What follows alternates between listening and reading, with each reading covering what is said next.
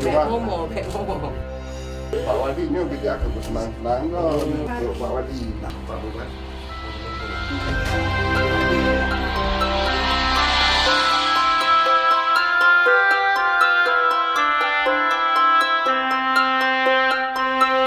Masih baik dah kita bantu desainer.